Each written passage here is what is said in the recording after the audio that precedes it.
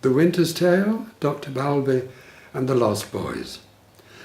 What follows formed part of a masterclass I gave for students of acting at the Royal Central School of Speech and Drama on the 26th of April 2016.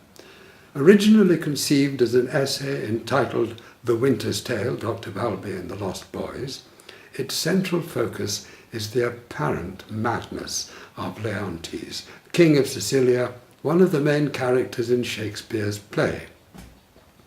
First, some background.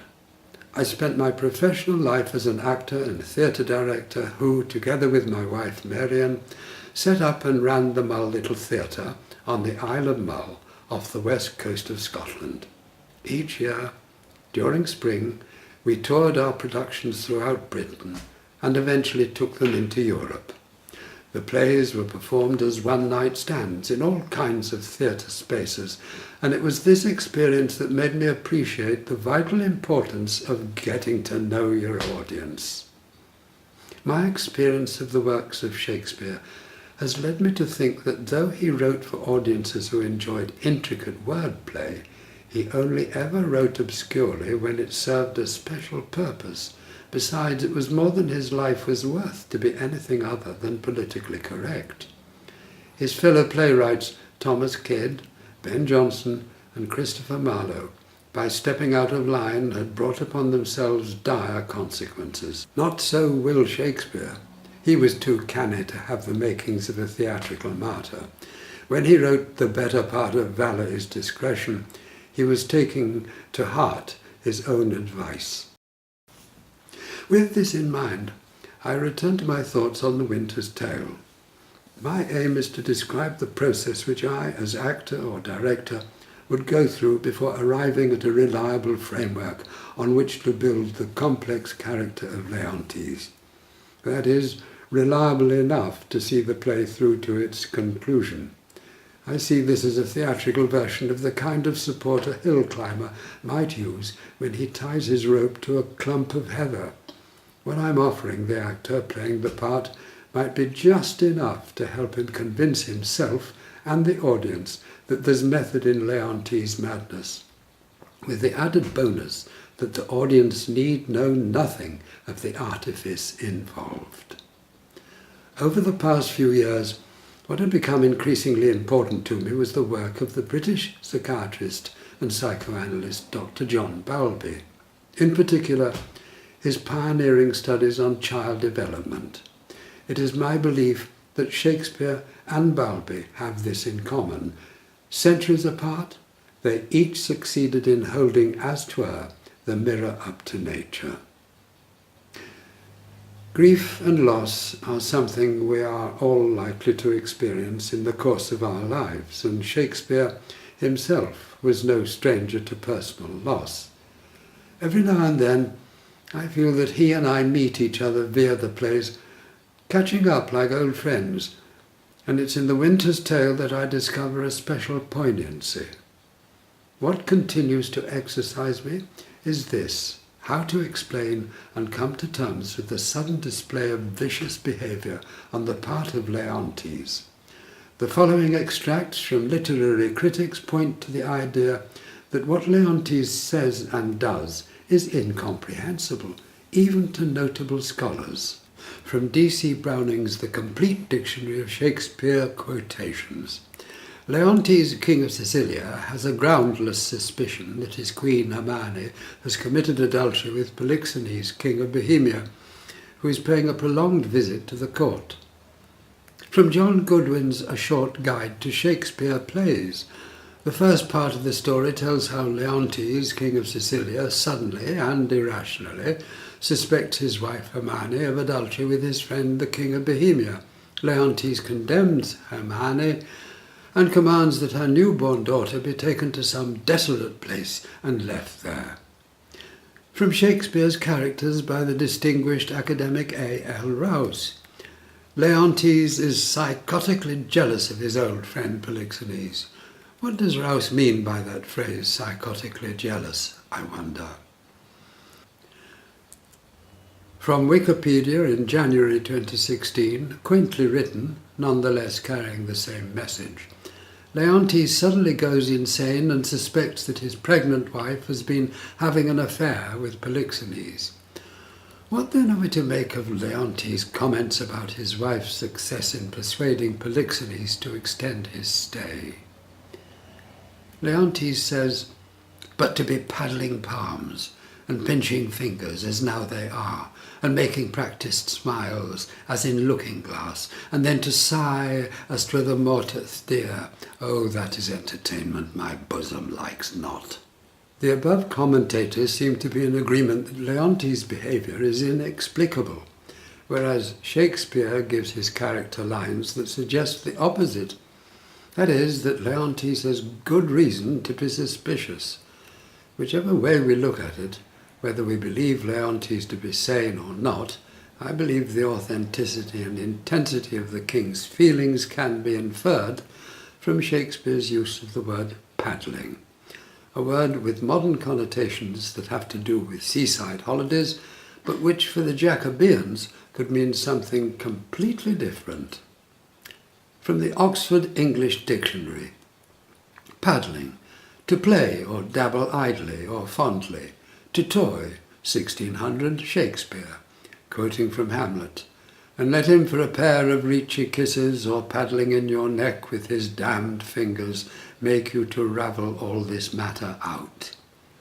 From the same source, paddling, to finger idly, playfully or fondly, 1611 Shakespeare, The Winter's Tale, to be paddling palms, etc.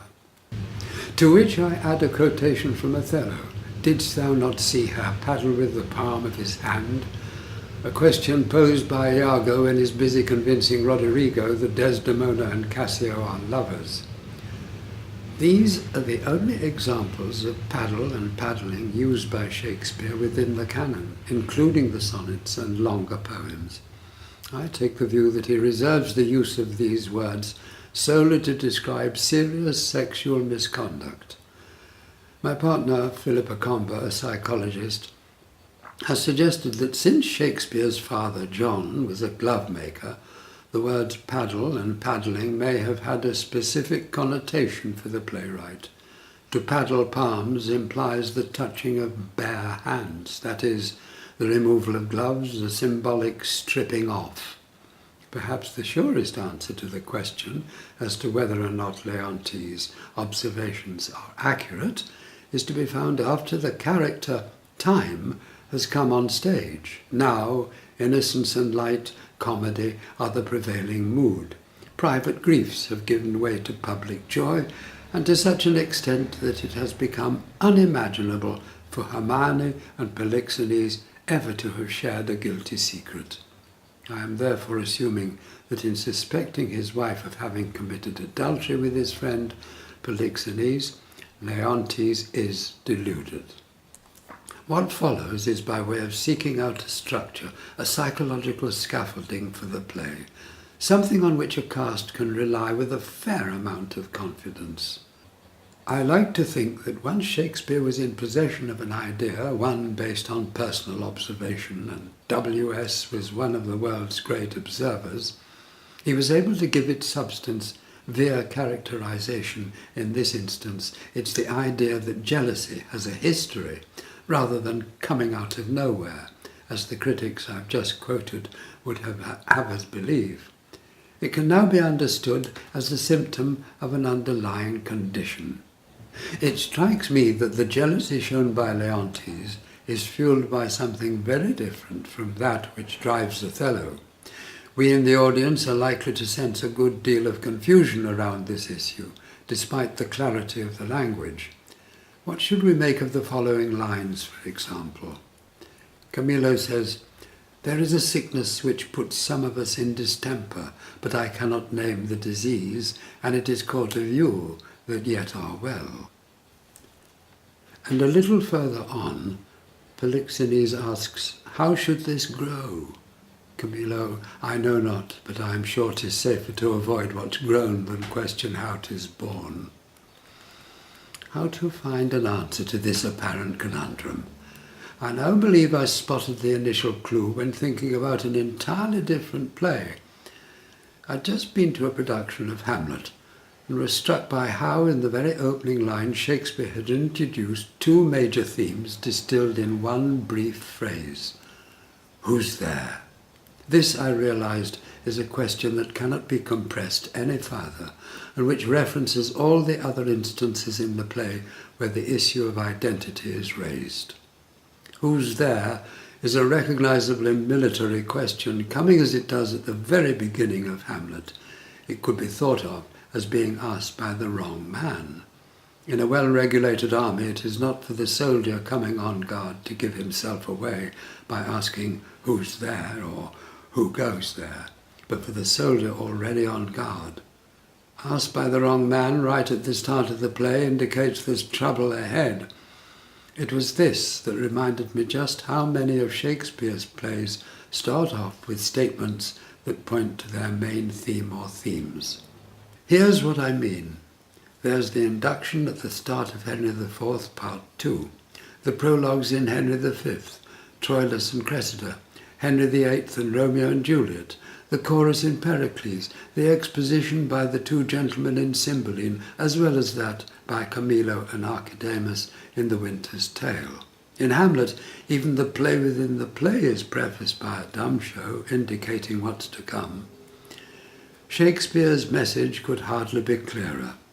The answer to the question about Leontes' behaviour would lie in that interchange at the start of The Winter's Tale. By now, I was on high alert for anything that might hint at an explanation of why Leontes rejects his friend Polixenes and imprisons his wife, behaviour that results in the death of his young son, Mamillius, and the loss over a period of 16 years of his daughter, Perdita. For anyone who may have forgotten the details, here's a shortened version of the scene in which Hermione persuades Polixenes to extend his visit. They speak as friends. I recognize the challenge the actors would have to face here.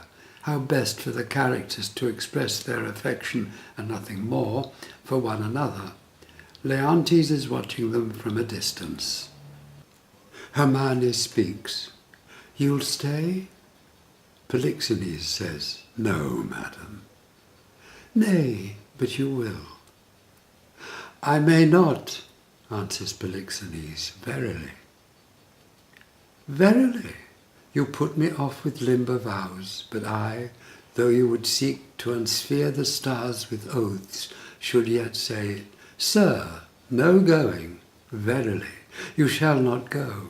A lady's verily's as potent as a lord's. Will you go yet?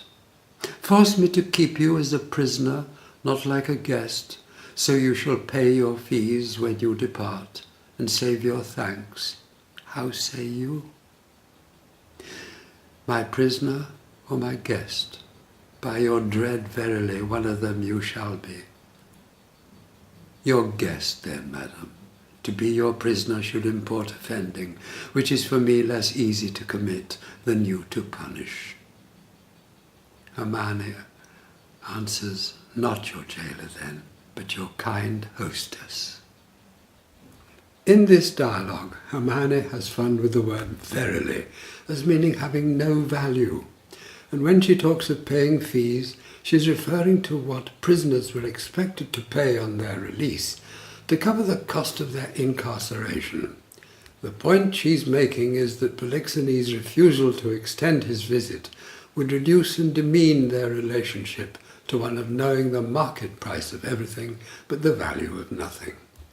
Having persuaded Polixenes to stay, Hermione goes on to question him about the lives of the two men when they were children. Hermione says, Come, I'll question you of my lord's tricks, and yours when you were boys. You were pretty lordings then? Polixenes answers, We were, fair queen, two lads that thought there was no more behind but such a day tomorrow as today, and to be boys eternal. Hermione answers, Was not my lord the verier wag of the two?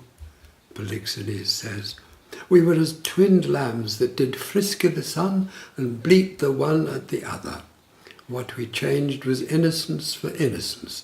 We knew not the doctrine of ill-doing, nor dreamed that any did. Of course, we've already heard as much within the first 30 lines of the play. Here's Camillo impressing upon Archidamus, a lord of Polixenes' court, how close the two kings had been as children. They were trained together in their childhoods, and there rooted betwixt them then such an affection which cannot choose but branch now, since their more mature dignities and royal necessities made separation of their society. Their encounters, though not personal, have been royally attorneyed with interchange of gifts, letters, loving embassies, that they have seemed to be together, though absent, shook hands as over a vast, and embraced, as it were, from the ends of opposed winds. The heavens continue their loves. Archidamus says, I think there is not in the world either malice or matter to alter it. You have an unspeakable comfort of your young prince Mamilius. It is a gentleman of the greatest promise that ever came into my note.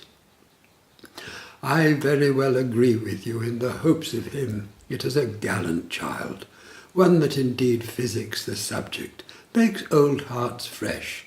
They that went on crutches ere he was born desire yet their life to see him a man. Archidamus says, would they else be content to die? Yes, if there were no other excuse why they should desire to live. If the king had no son, they would desire to live on crutches till he had one. So there were the clues, and by the end of the second scene, 4 characters, Camillo, Archidamus, Hermione, and Polixenes himself, have all commented on the nature of the relationship. It's been going on a long time, and it's always been a warm one. But how to account for Leontes' current behaviour? My search continued. In the course of that first scene, Shakespeare has managed to slip in a rhetorical trick or two to help focus on how it is that some utopian dreams go so badly wrong. The picture of the king's childhoods is almost too good to be true. What I'm suggesting is that Shakespeare has over-egged the pudding on purpose. A complimentary note of dramatic irony is added by Camillo when he says, and there rooted betwixt them then such an affection which cannot choose but branch now. Such optimism about the future invites the idea of its opposite. In other words, if affection, an abstract noun, can choose to branch, it can just as easily choose not to. There's something rather ominous too about the line, if the king had no son, and the word crutches seems to carry with it more than a hint of an accident waiting to happen, a disease yet to come. We're accustomed to taking the word disease to mean illness with a physical cause. But this hasn't always been the case. According to the Oxford English Dictionary, it could also denote absence of ease. Thus, when Camillo says, it is caught of view that yet are well, he's not necessarily referring to a mysterious infection, one that might have had a specific name, albeit temporarily forgotten or not known, but to a soured relationship. If that's the case, it reflects a dynamic that extends beyond the interaction of the characters on stage and reaches into the audience. The power that drives a king to such terrible acts of cruelty is hypnotic in effect. One has only to think how gripped we can become by the horror of the wars convulsing our contemporary world. Whilst much has been made of the two kings' lives when they were younger, Leontes' sudden display of inordinate behaviour keeps us firmly rooted in the here and now of the action on stage. What Camillo has taken care to tell Archidamus, which is echoed in the later scene between Hermione and Polixenes, soon becomes lost and forgotten in the turbulence of the developing tragedy, a tragedy that culminates in the death of Mamilius. It is this event which startles Leontes into bearing responsibility for what he has done. Prithee, bring me to the dead bodies of my queen and son. One grave shall be for both. Upon them shall the causes of their death appear, unto our shame perpetual. Once a day I'll visit the chapel where they lie, and tears shed there shall be my recreation. So long as nature will bear up with this exercise, so long I daily vow to use it. Come and lead me to these sorrows. Leontes faces his trial of conscience off stage, out of sight of the audience.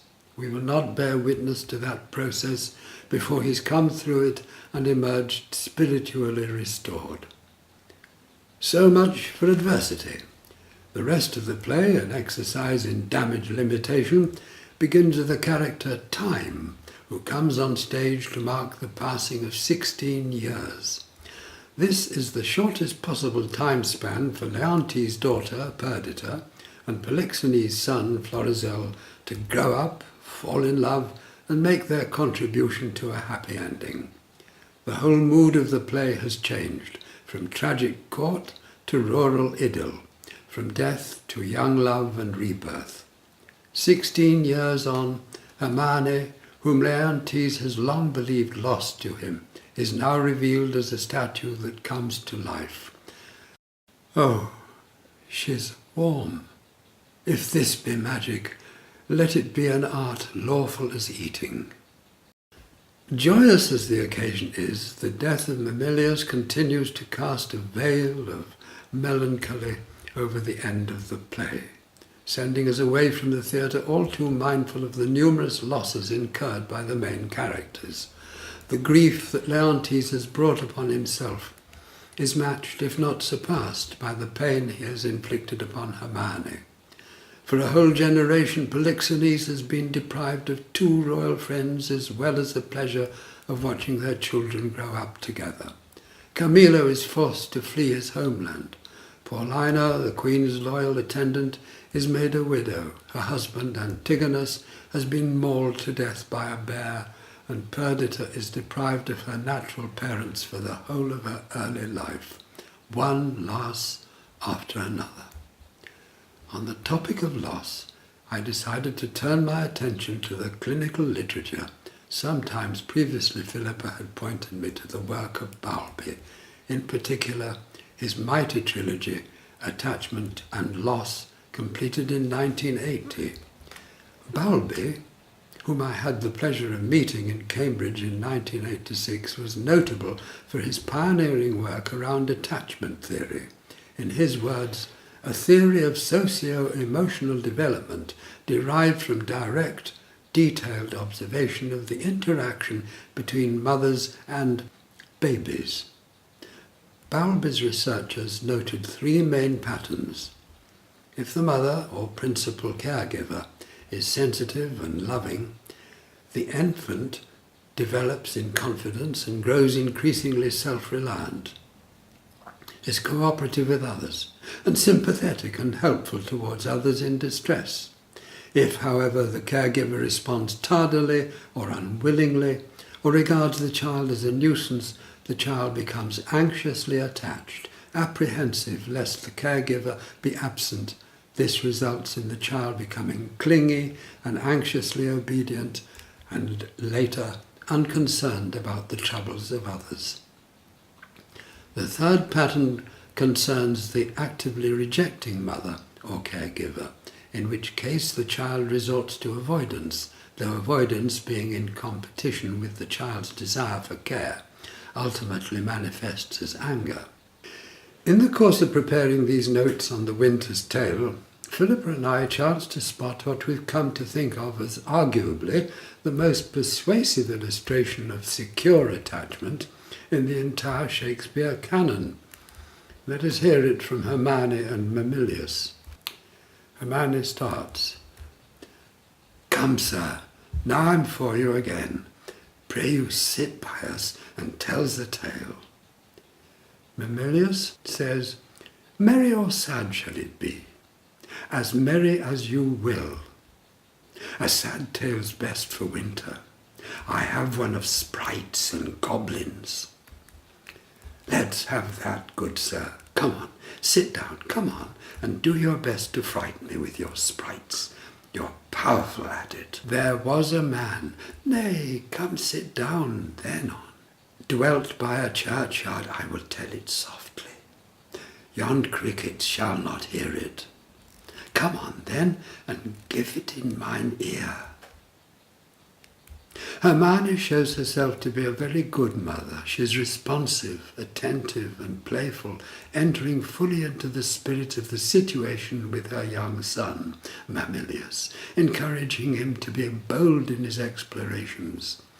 It isn't hard to imagine that out of such an attachment a child would develop a sense of joy and security, so much so that were he to encounter a truly frightening situation at a later date, he would be able to handle it.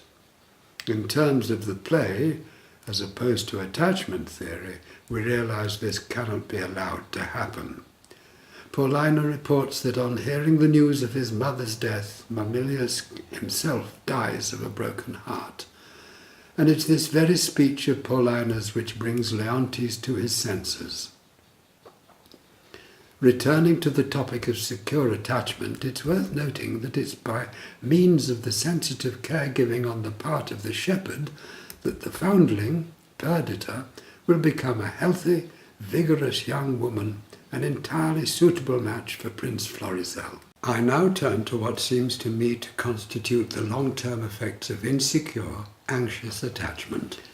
In Volume 3 of Bowlby's trilogy, Loss, Sadness and Depression, he refers to the time it's taken clinicians to recognize the true importance of separation and loss experienced in childhood, deep unhappiness in later life, and not infrequently what can look like very bizarre behavior.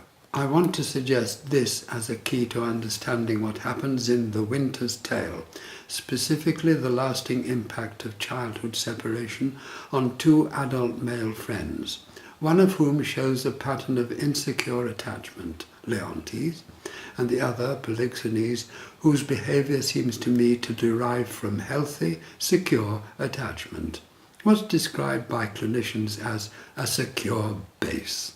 With Philippa on hand to talk over what for me was a new field of research, I learned that according to Bowlby, insecure attachment in infancy can be either threatened attachment, giving rise to jealousy, anxiety and anger, or broken attachment, giving rise to grief and depression. I think Shakespeare makes Leontes demonstrate both kinds. At the outset, Camillo's allusion to the time when Leontes and Polixenes first parted is essential to getting to grips with both Leontes' character and the overall dynamics of the play. In the light of Bowlby's observations, the word separation in line 26 leaps off the page.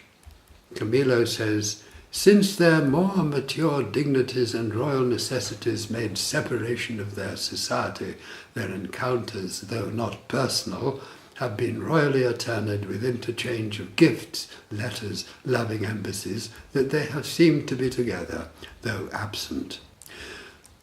The phrase, though not personal, now takes on added significance, hinting at a cold formality. The intensity of the boys' friendship is confirmed by Polixenes when Hermione questions him about their past. "Come, I'll question you of my lord's tricks, and yours when you were boys. You were pretty lordings then?" And Polixenes says, "We were, fair queen, two lads, that thought there was no more behind but such a day tomorrow as today, and to be boys eternal. Was not my lord the verier wag of the two? We were as twinned lambs that did frisky the sun and bleat the one at the other. What we changed was innocence for innocence. We knew not the doctrine of ill-doing, nor dreamed that any did.